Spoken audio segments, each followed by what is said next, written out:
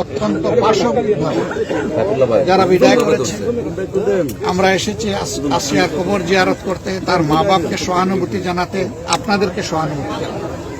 আজকে আমাদের সাথে ঢাকা থেকে এসেছেন বাংলাদেশ জামাতে ইসলামীর অন্যতম নায়েবে আমির সাবেক এমপি ডাক্তার সৈয়দ আব্দুল্লাহ মোহাম্মদ তাহের। বাম দিকে আছেন নির্বাহী পরিষদের সদস্য, যিনি আমাদের এই অঞ্চল কেন্দ্র থেকে দেখাশোনা করেন, জনাব মোবারক হোসেন, এবং আরেকজন সহকর্মী আমাদের আছেন। আমরা এসেছি, আমরা মূলত ওই পরিবারের দোয়া নিতে এসেছি, তাদেরকে সান্ত্বনা দিতে এসেছি, তাদের প্রতি সহানুভূতি প্রকাশ করতে এসেছি এবং তাদের পাশে কিভাবে দাঁড়ানো যায় সেটা বুঝতে এসেছি।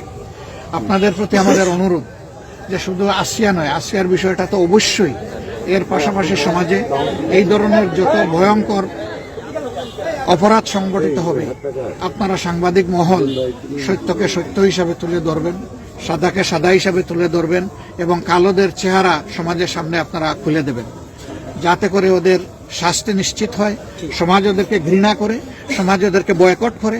আমরা এটাই সমাজের কাছে আপনাদের মাধ্যমে আমরা প্রত্যাশা করি।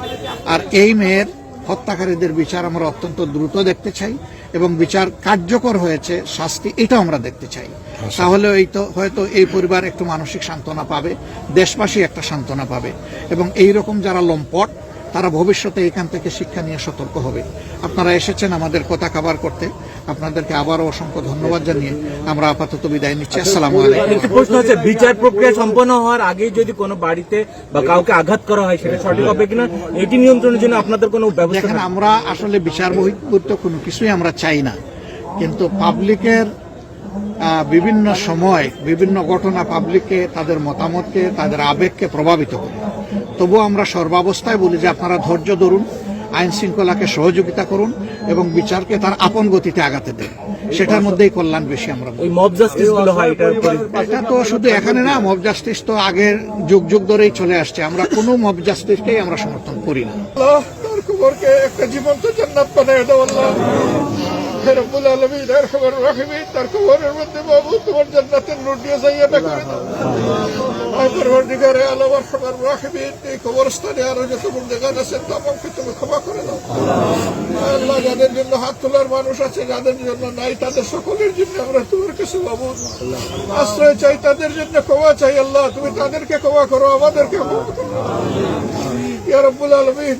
এই মাসুম বাচ্চার মা বাপ আপনজন, তাদেরকে তুমি সবরে জামিলাতা করো ইয়া আল্লাহ। আমরা সবাই ব্যথা পেয়েছি, কষ্ট পেয়েছি, আমাদের সবাইকে এই কষ্ট সহ্য করার তৌফিক দান করো ইয়া আল্লাহ।